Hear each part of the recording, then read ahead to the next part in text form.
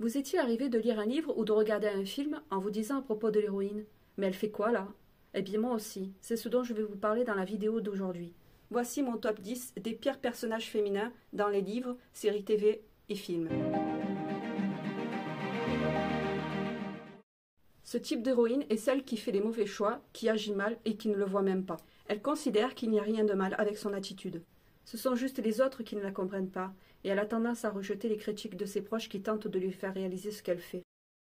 Le parfait exemple, selon moi, du personnage féminin qui fait des mauvais choix sans même le réaliser est Rory Gilmore de la série Gilmore Girls. Le pire est qu'au début de l'histoire, nous découvrons une héroïne sympa, intelligente et marrante qui fait que nous nous attachons à elle.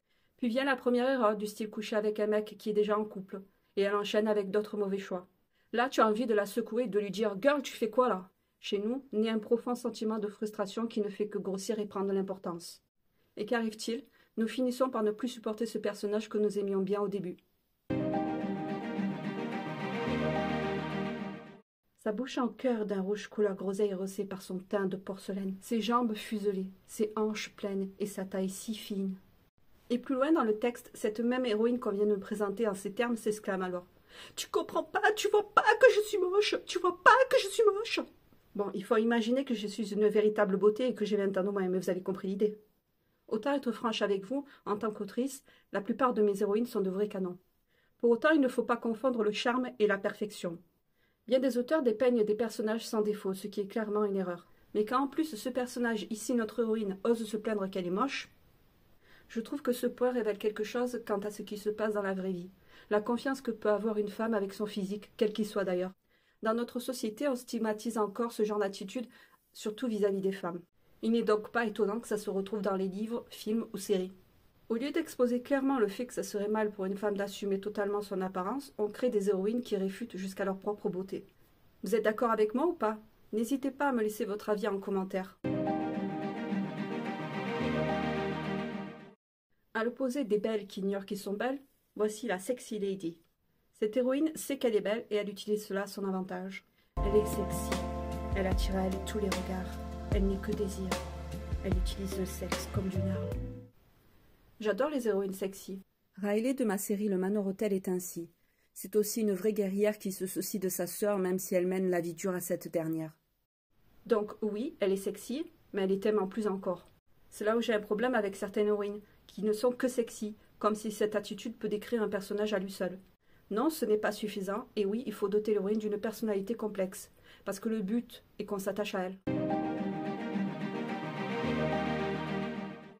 Alors, généralement, celle-là, tu l'aimes pas dès le début, et à ton plus grand malheur, elle est le personnage principal, celui que tu suis. C'est le style de perso à se plaindre, à geindre, à pleurnicher.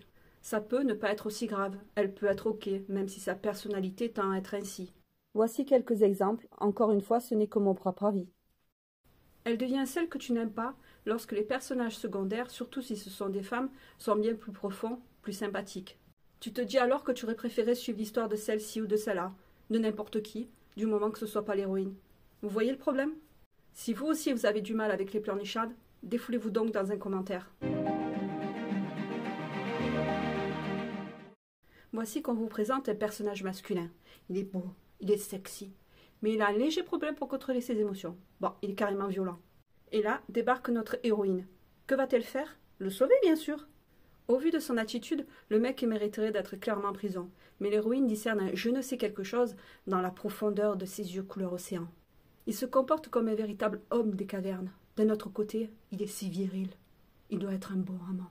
Voilà donc notre héroïne qui passe le reste de l'histoire à vouloir sauver le bad boy. Plus que cela, à le reconstruire, à faire de lui un gentleman. Je dis pas, c'est super de vouloir aider son prochain, mais là où ça me bloque, c'est quand madame subit les violences de monsieur homme des cavernes, sous prétexte qu'elle voudrait le changer. C'est moi ou la plupart des méchantes sont méchantes parce qu'elles sont jalouses de l'héroïne? Ok, là vous pensez soit à Disney, soit à des histoires se passant dans un lycée ou une université. Il est généralement question de la mère ou de la belle-mère. Jalouse de la beauté et de la jeunesse de l'héroïne, la méchante va faire de la vie de cette dernière un enfer. Ici, la fille populaire dont justement sa popularité serait remise en question par notre héroïne incarnera la méchante de l'histoire. La méchante est une jalouse. C'est bon, c'est vu et revu. Pourrait-on avoir une autre version que celle-ci, comme une femme qui tente de dominer le monde? Alors celle-là, c'est dur de rester accroché à l'histoire. Si vous n'avez pas un bon scénario et de bons personnages secondaires, il sera difficile de ne pas mettre le livre de côté ou de changer de programme. Et encore, c'est le genre d'héroïne qui pense que ses problèmes sont plus importants que ceux des autres. Son comportement égoïste impacte sa relation avec sa famille, ses proches, sa relation amoureuse et même son travail. Le plus jouissif la concernant, c'est quand l'un des autres personnages parle pour nous et lui dit ses 4 vérités. Ai-je besoin d'en dire plus? Si vous aussi vous éprouvez une profonde satisfaction quand l'une de ses filles se fait remettre en place, laissez donc un pouce en l'air. Sa phrase favorite est « je ne sais pas ». Ce que fait une telle héroïne, elle suit. Elle suit les autres, elle suit ce qu'on lui dit de faire. Ok, il nous arrive à tous d'avoir besoin des autres et de leurs conseils, mais ce genre de personnalité laisse l'entièreté des décisions à prendre aux autres. On peut l'apprécier, mais clairement, elle ne mérite pas sa place en tant qu'héroïne.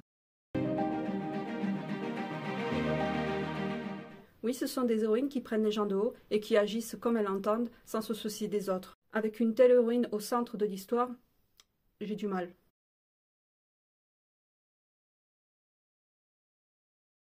Là où c'est un peu plus intéressant, c'est quand l'héroïne agit avec de bonnes intentions portées par une destinée, comme sauver le monde.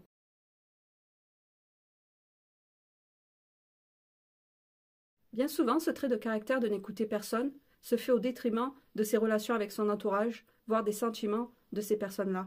Elle peut se montrer dure, voire abaisser les autres intentionnellement ou pas. Elle peut également mettre la vie de ses proches en danger. Ce qui peut faire toute la différence est qu'elle ait un moment de révélation, qu'il faut qu'elle prenne les autres en considération, voire de s'appuyer sur eux. Si ce moment tarde à venir ou ne vient pas, je me désintéresse de l'histoire. Vous faites de même? Dites-moi-le en commentaire. À la différence des types d'héroïnes que je viens de vous citer, il n'y a rien qui cloche avec celle-ci, si ce n'est qu'elle est seule. Est-ce que cette histoire se passe dans une prison pour hommes?